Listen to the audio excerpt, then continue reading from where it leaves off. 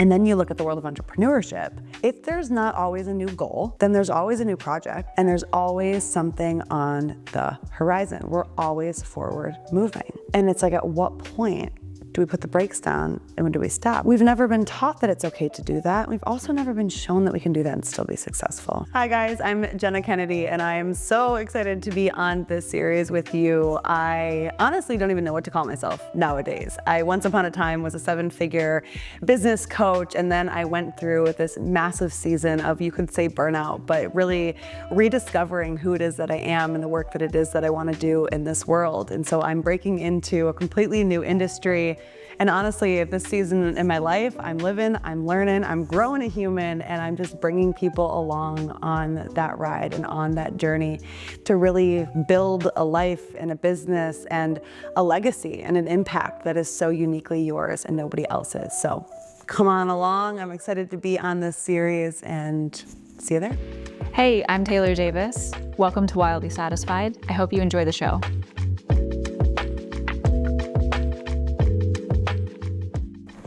Hello, everybody. Welcome back. We are here with a special guest. I have been so excited about this. I've been taking notes. After you said yes to this, I was like, oh my God, we gotta talk about this. And we gotta talk about this because I can nerd out for so long on so many things.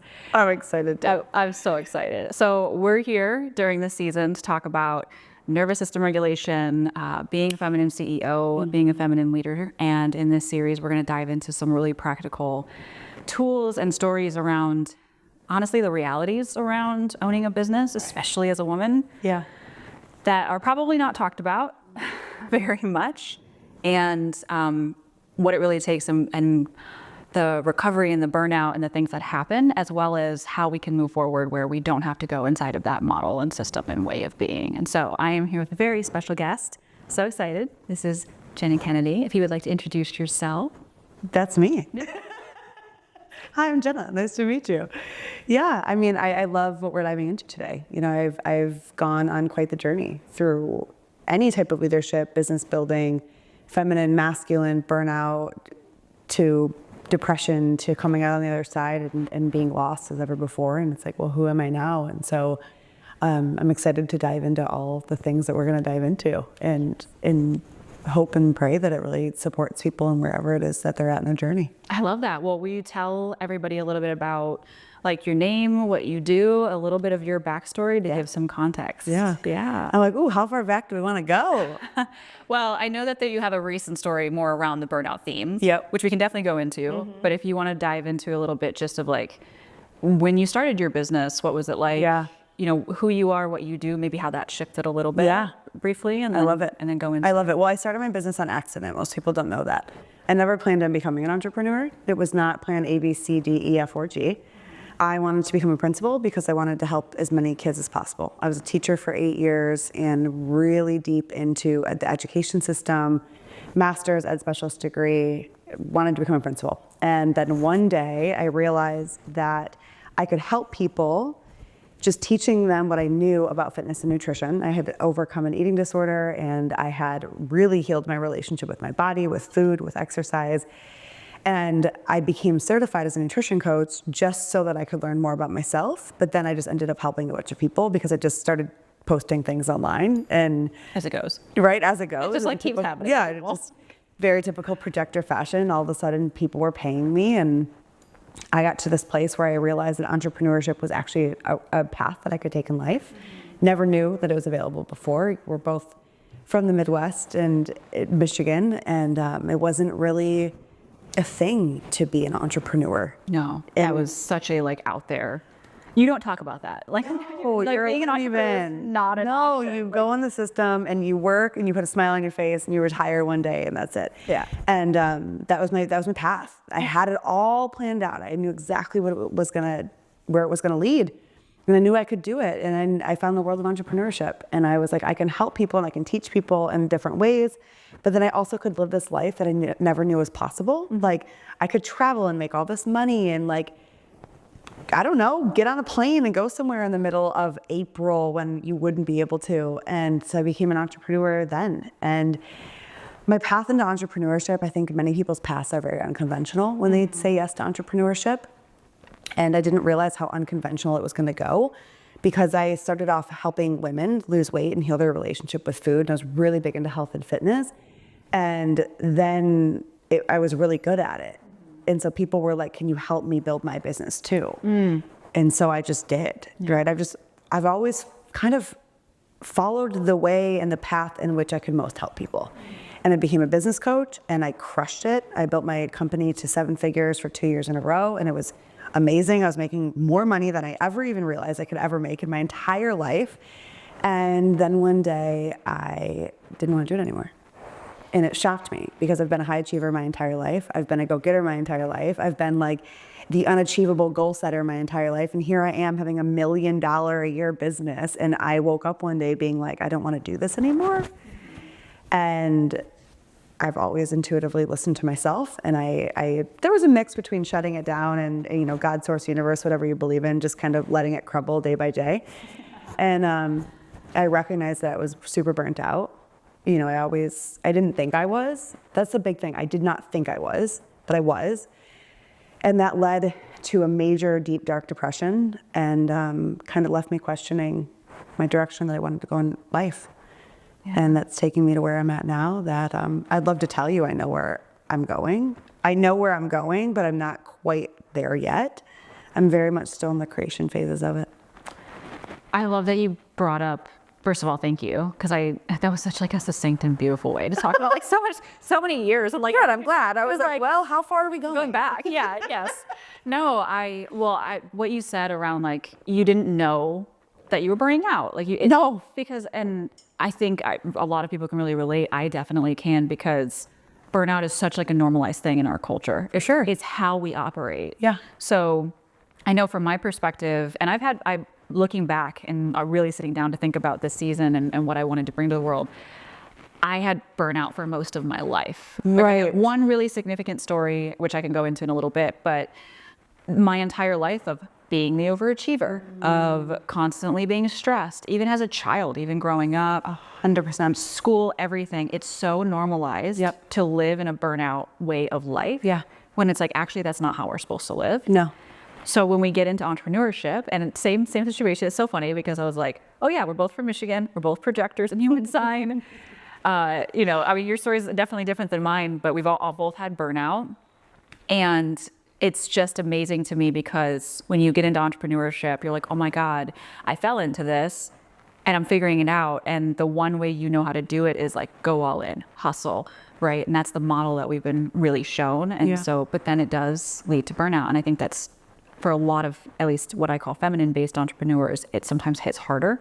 For sure. Because I don't think that we're necessarily like, our brains and nervous systems and bodies are very different than how we're not built for it. We're not built for it. No, we're not. And being able to normalize something new, where it's not just a burnout way of life. I don't think anybody, I don't care if you're like a man or a woman, and no one should be living in burnout at all.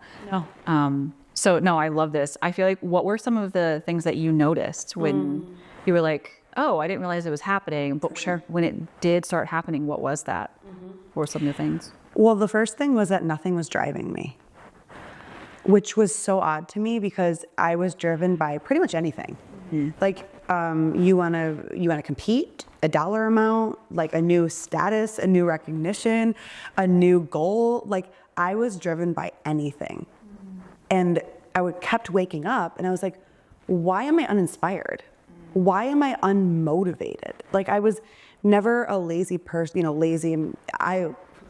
I think that lazy, it has a lot of negative connotations. Like, we all get to be lazy every once in a while or every day. And I didn't recognize myself. I'm like, why am I not inspired or excited to do this anymore, or to do this or to do that? And what I also started to recognize was that was spilling over into my personal life. Like, I wasn't excited to go see my friends. I wasn't excited for my husband to take me out on a date. Like, I wasn't excited for any aspect of life. And I was like, something's really off here. But I didn't recognize that I was in it, right? And so then I'm just trying to find things to motivate me or to excite me. And I'm like, okay, well, maybe instead of like $1 million a year business, it'll be like a $5 million. And I'm looking and I'm like, that does not do anything to me. That does not excite me at all. Like, it's like, okay, well, maybe instead of a program or an offer over here, maybe I'll do like a retreat. And I'm like, no, that doesn't do it either. And I was finding myself just a little bit more in a place of apathy, just like meh, for business, for my work, and for life. And I was like, I've never known this before. I didn't really have the energy that I once had. I didn't have the stamina. I didn't even want to do like I didn't want to take my dogs for a walk. I didn't want to go to the gym. Like I didn't want to cook my food. I was just kind of losing my connection to the things that I used to love to be connected to. Yeah. Wow. I feel like I resonate a lot with the apathy side of things because when I think about when I felt burned out and depressed, it was a time in my life when I lost someone really close to me. And let's not talk about like when I was growing up and the burnout. I definitely want to go back to the lazy conversation because I got something on that. Woo! Projector 101. Let's put it that way. But when I think about with burnout, I didn't know the word apathy until I burned out. Right. And while I'd always lived in a stressed state and a constant overachieving state growing up, it wasn't until I lost someone really close to me who was like a parent and I didn't want to admit it and I didn't want to deal with it. And I was like, I can't let this come in. I can't let this grief come in because it will drown me. For sure. And so I pushed it down for years. I literally like a year to 2 years straight. I drank like a jug of wine every night. And I'm like, within like a 1, 2, 3 day period. I mean like a jug. I'm not talking about like a bottle. I mean like I went to a liquor store in Nashville where they sold jugs. And I was like, yep, here we go. Like that was what was happening. And so I did that like every day or two. I was working 50 and 60 hour weeks at a really toxic job. And it was like, if I just kept moving and I kept doing something, I wouldn't feel what I wanted. Yeah. What I didn't want to feel, what I didn't want to admit until it forced me to. Right. And I said something to a friend of mine recently who was experiencing burnout. I was like, a lot of burnout happens because of misalignment. Right. But it also happens because there's something in our life that is misaligned that maybe we don't want to admit. For sure. And until we make that decision to admit it, Right. it can't break through. Otherwise, you'll just feel apathetic. You'll literally continuously feeling apathy until... And you're waiting, like you're waiting. Like I would wake up like waiting for inspiration to hit. Yeah. Or waiting for creativity or excitement to hit. And I was like, oh my God, I'm waiting on my body to feel an emotion in order to be able to do this. And it was just so unlike me. Like it was so not like me. But then I started to realize, I learned that this definition, I heard it from Andrew Huberman. If you like him, take it or leave it. But he's a genius when it comes to neuroscience. And he said, like his definition of burnout is essentially that you have had a forward motion for far too long, like a pushing, like a moving forward. Like you've been trying. Like the way that I think about it is a marathon, right? Like, can you run for 26 miles right now? I know I sure as heck cannot. Definitely. Probably not even ever one. Never run for I did a half marathon one time and it was the worst experience.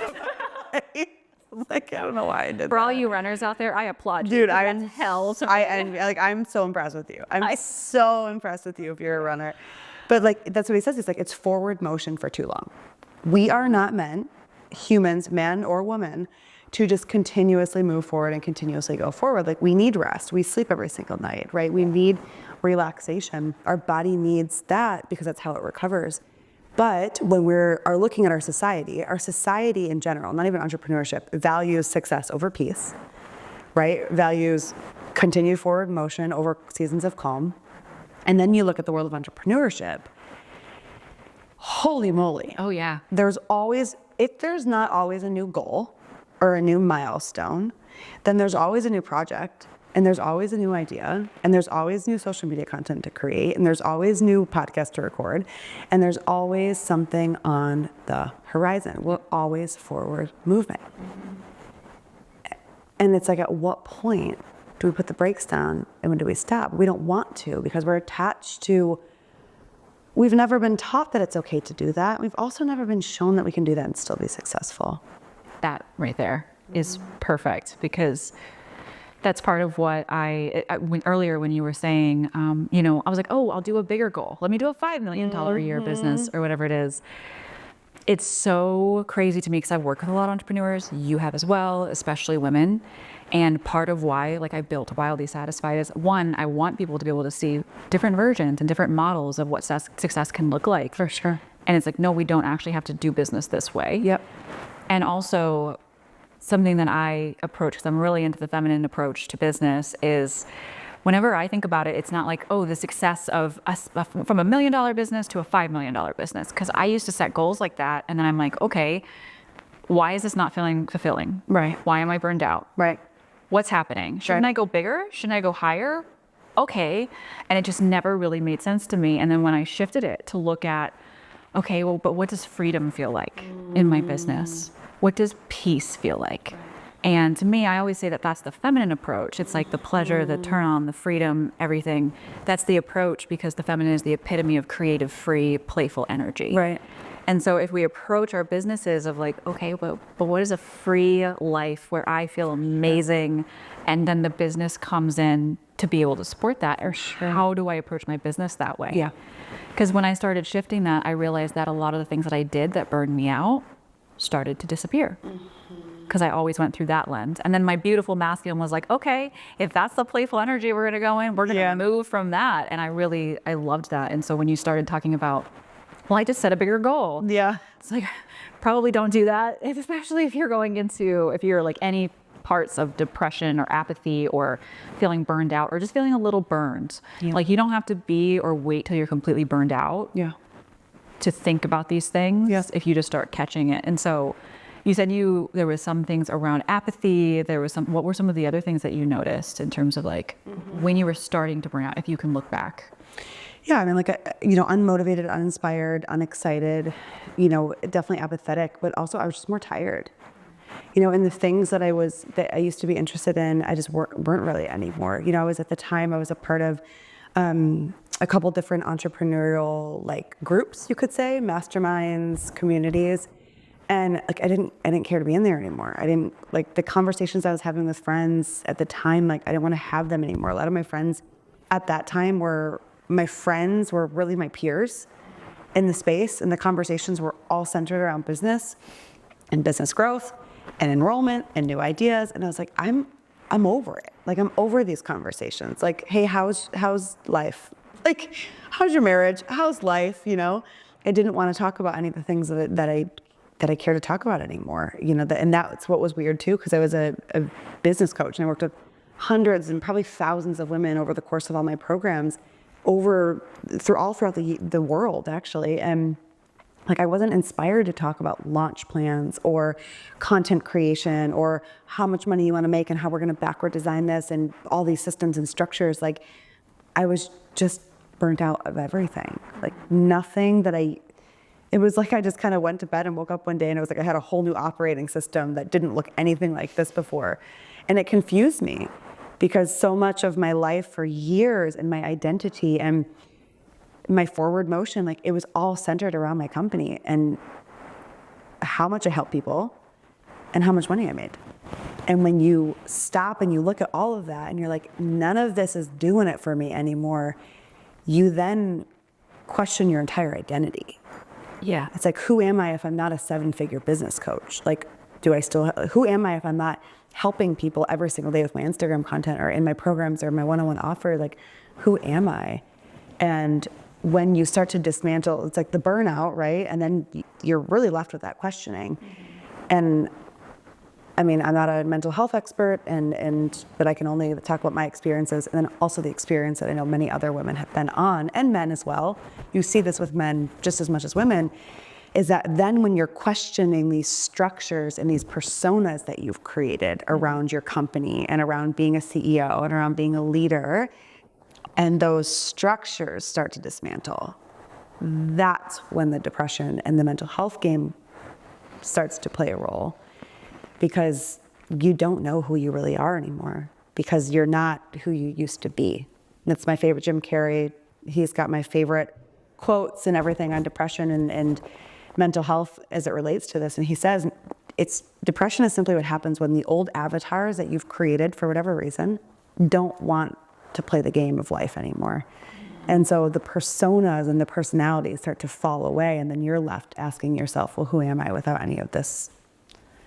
And that's a tough season for a CEO to go on. I think too, in the middle of, especially if you're like striving to do something that you've been wanting to do for a really long time. Oh yeah. Because I feel like entrepreneurship wise, my business has gone through many phases. For sure. And for the first like 2 or 3 years, a lot of it was survival. It was when I was just starting, I was figuring things out. Yeah, for sure. And things like that. And then I reached a certain point where I was like, oh, stabilization. I'm good. I'm stable. I feel good. I'm growing. I'm expanding. I'm actually shifting into new versions of myself. And I'm doing consulting and things like that. And I think that there's like these dreams and things that you want to do.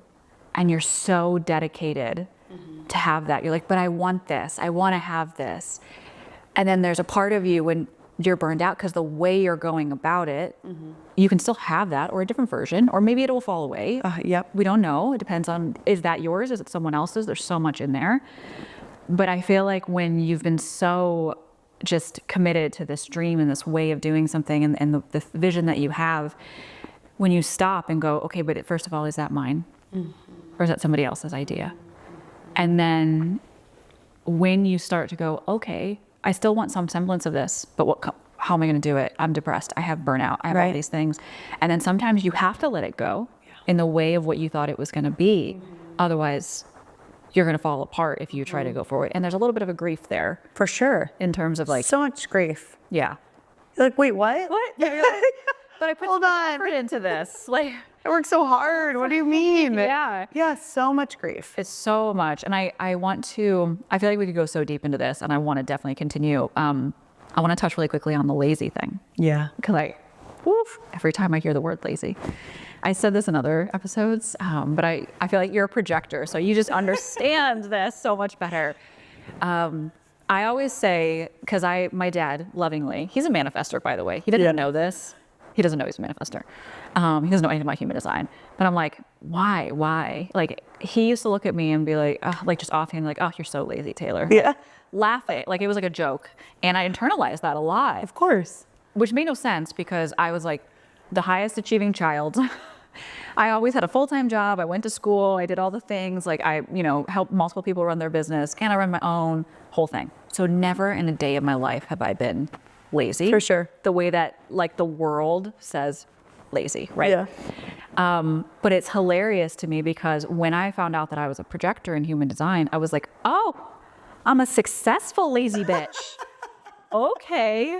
Like, I was like, all right, I'm supposed to be lazy. And I go, I think you mean efficient. Efficient.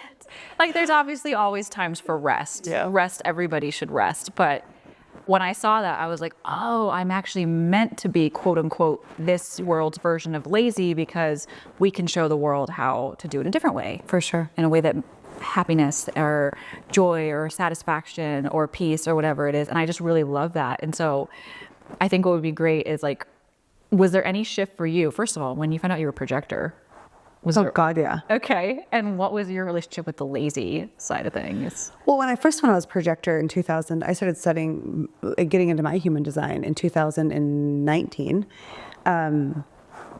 early 2020. And I was reading it and I was like, this is the dumbest thing I've ever heard in my entire life. Me too. I thought the same thing. I was like, I'm not going to, what? I'm like, okay. This app doesn't know anything about me. You're like, that's fine. Yeah, I'm like, that's fine. The dumbest thing I've ever heard. And then I started to really learn more about it and like, actually, okay, let me put this aside. Like, let me put my stubbornness aside and let me really look at this and understand what this is. And started to recognize, wait, this is a little bit more of my like natural essence that I've never been able to really bring out or actually really commit to because I've always had so much going on, right? We were speaking from somebody who was, when I started my first business, I was teaching full time. I was tutoring really 10 to 12 hours a week, and I was in grad school and I was competing in CrossFit, all at the same exact time of my life. And it's kind of like that, what's the quote? Like, you want to get something done, give it to somebody who's busy. Yes. Right? Like, I didn't have time to stop because my forward motion was just like, just go, go, go, go, go. I was the most efficient, productive, and I was crushing all of them, right? Like podium and CrossFit competitions, 4-pointing grad school, really massive like leadership roles within my career, right? I was crushing it. Yeah. And when I realized I was a projector, I was then an entrepreneur, and I was like, I actually don't like to crush it. No. Like, I don't like to be busy all the time. And I don't like to have 24 things on my calendar in a week. Like, I actually don't like it, if I'm being radically honest with myself. And then I started to realize, like, wait, I do love sleeping. I do love resting. I do love just like Frolicking. yeah, just like doing these random things that I just don't have to answer to anyone to. And I started to realize that I'm really efficient and really productive at the things when I'm doing them, but I don't need to be doing them. I don't need to fill my calendar of 8 hours of work from 9 to 5, when the reality is I'm getting so much done between the hours of 1 and 3, 1 and 4. Like, that's my optimal work time to this day, is like 1 o'clock to like 3 o'clock. And I can get so much done in those 2 hours, way more in those 2 hours than I could have over the course of 8. Yeah. And I'm like, wait, let me lean into this and just explore it. You know, whether it was projector or anything else in this journey of life, like I've really taken this approach to let me explore it versus I need to get it right or wrong. You know, Or which live is and die by it. right, which is so conditioning for our society as well. Yeah. And so I just started to explore it, and I realized, wow, this is a really natural way in which I do indeed work. I love that. Yeah. I feel that mine is like 10 to 2. Nice. Okay. Almost maybe sometimes like 11 to 2. What time do you wake up in the morning? Oh, I wake up at like 7:30, 8 o'clock. 8:30, 9 is pushing it. I must like really need sleep if I sleep past 9. Wow. So it's usually around 8 o'clock. And then I need like a good 2 hours to 3 hours to like just be with myself and meditate and like walk or something. I'm usually a slow person in the morning. Yeah. And then I'm like, I got energy, and I like burst up, and it's literally just 10 to 2 or 11 to 2 is kind of my time. Wow, good for you. I'm out after that. That's a good time. Yeah. Yeah. Well, it's funny because what you said, you know, like 2, 3, 4 o'clock, I just dip. And I'm like, all right, I don't want to do anything during that time. But then I get another jolt at like 6 o'clock. Yeah. I'm good. Yeah. After that. Yeah. Sometimes I get that too at like the evening, like early evening. I'm like, I have a really good idea. Yeah. And I'll like go do something with it. And I'm like, okay, I'm back. Yes. Time to walk the dogs. Oh my God, I love that. I feel like too, when I learned I was a projector, I had a lot of permission around certain things, but I also learned a lot about burnout in terms of my friend Amanda Horvath, she's absolutely amazing on YouTube. She learned from Barbara Ditlow and who learned from Ra and like is really into human design. And she said to me one time, she goes, well, projectors, when they burn out, they take 2 to 3 times longer than any other type to recover. I believe that. And I was like, oh. And so we're on a burnout conversation. Yeah. You know, it makes sense. And I was like, all right. And so even with that, when I honor my energy of, I'll get a burst of energy and I'm going to do it. And then I'm going to let myself drop and have the time. And sometimes I got to play with that. Sometimes I don't give myself the time that I need to. Yeah. Like, but I have this call I have to go to. We're learning. Yeah. But I do love the playing with it side of things, where it's like, can I just explore this? What does this look like for me? Yeah. And it's funny because when we take a lot of the advice that we see online of like, eat the frog has to go first, do the big thing, like what actually works for you? For sure. Can you go and like be curious and dive in and take what someone told you and play with it and figure out where to go from there? Absolutely. Because I'm someone who, like, if I have a long list, I don't want the big thing. I want to do all the little things, and it gives me momentum, and then I dive into the big thing. Well, yeah, you check off, it's little dopamine hits. Yes. It's along the way. Yeah. Yeah. And if I try to do it the other way, I like spend so much time and energy. Yeah. And then I have no space to do the rest. And then there's this really long list. Yep. So I don't know. I saw that and I was like, oh, okay, a way that's different. Yeah. It's the opposite. Than what most people, at least. But I love this. I love that we're going to talk so much more around burnout and this entire experience, because I definitely know that a lot of people can resonate with this and diving into what alternatives are, how to recover from burnout. Yes. Just stress in the body and how we can navigate that differently. So we will be talking about that in the next episodes. See you there. Bye. Thank you so much for listening to this Wildly Satisfied production. I hope you enjoyed the show, and we would love it if you would share it with someone that you love, leave a review, or come tag us on social media at Wildly Satisfied.